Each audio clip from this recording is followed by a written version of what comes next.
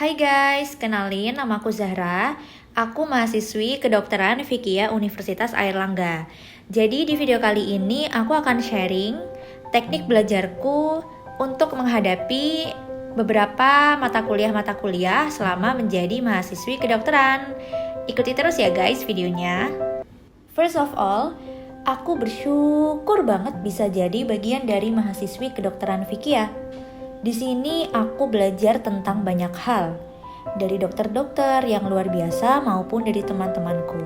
Di sisi lain, sebagai mahasiswi kedokteran, aku harus bisa cepat adaptif dari segi lingkungan maupun memahami mata perkuliahan.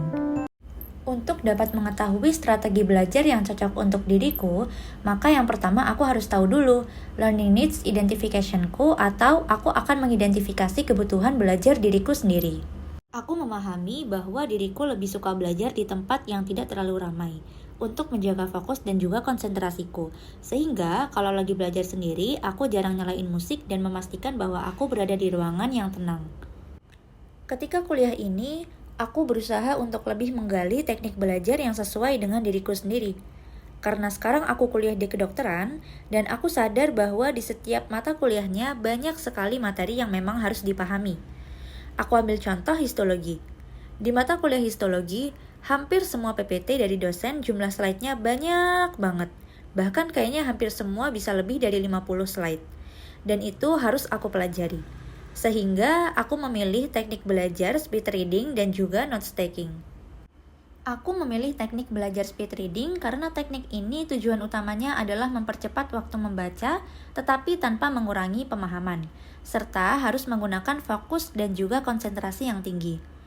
Aku ngerasa teknik belajar ini tuh cocok buat aku, terutama dengan materi yang banyak dan juga harus dipahami dengan cepat. Selain itu, teknik belajar speed reading juga membantuku untuk menyaring informasi lebih cepat, sehingga membantu pula untuk mengefisienkan waktu belajarku. Biasanya, aku akan mengkombinasikan speed reading dengan notes taking. Teknik belajar notes taking ini sangat membantuku dalam meningkatkan pemahaman materi, karena aku akan mencatat penjelasan yang kompleks menjadi lebih sederhana, supaya lebih mudah untuk dipahami. Selain itu, catatan yang sudah aku buat juga dapat menjadi sumber utama untuk aku belajar ulang, terutama saat persiapan ujian. Ini adalah contoh hasil notes takingku ketika belajar dan bisa dipakai untuk persiapan ujian. Jujur aja dulu aku masih memperhatikan keestetikan dalam menulis.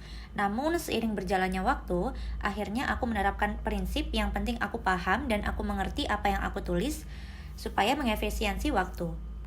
Aku memiliki target berbasis SMART untuk membuat tujuan yang jelas dan juga terukur supaya lebih mudah tercapai. Yang pertama ada S, yaitu spesifik. Aku ingin lebih baik setiap harinya dan juga terus meningkatkan nilai-nilaiku. Yang kedua ada M, yaitu measurable atau terukur.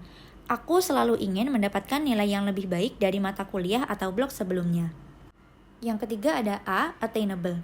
Aku memahami kemampuan diriku sendiri, sehingga aku memiliki prinsip, jika aku ingin mendapatkan nilai yang bagus, maka aku harus berjuang lebih keras dan juga belajar lebih rajin.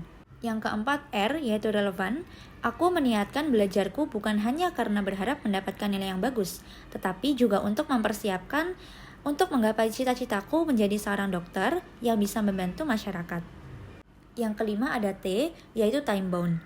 Aku harus memiliki manajemen waktu atau target jam supaya harapanku dapat terrealisasikan. Misalnya hari ini aku harus belajar histologi bab pernafasan. Berarti hari itu juga aku harus belajar histologi bab pernafasan supaya bab itu juga bisa aku persiapkan untuk persiapan ujian. Ketika weekend, biasanya aku melakukan refleksi diri. Aku evaluasi apa saja hal yang mungkin perlu aku perbaiki di hari-hari berikutnya. Belajar memang bukanlah hal yang mudah. Terkadang ada hambatan yang mungkin terasa dalam setiap prosesnya. Namun, hal itulah yang membuat aku tumbuh. Sehingga aku sadar, dalam proses belajar tersebut, aku bukan hanya mendapatkan materi, tetapi juga kemampuan dalam berpikir kritis. Karena sejatinya, belajar adalah bagian dari diri manusia sebagai makhluk yang terus berkembang. Eits, tunggu dulu. Gak mungkin dong kalau di proses pembelajaran itu gak pernah ngerasa stres atau bosan sama sekali. Pasti pernah dong. Terkadang, Untuk mengurangi rasa bosan dan stres ketika sedang belajar, aku pergi bersama teman-temanku, mungkin hanya sekedar bertukar cerita ataupun belajar bersama. Selain itu, hal yang tidak kalah penting sebagai calon seorang dokter di masa depan adalah melatih komunikasi efektif. Kenapa? Karena nanti pastinya sebagai seorang dokter, kita pasti akan bertemu dengan pasien setiap harinya, dan juga kita harus menunjukkan rasa empati dan juga kemanusiaan kepada mereka. Perjalanan menjadi dokter bukanlah hal yang mudah dan juga tidak ditempuh dalam waktu yang singkat. I know it's hard, but I believe that we can get through it together, my dearest Amnion. Makasih teman-teman udah nonton, semoga sharing kali ini bermanfaat ya. Dadah!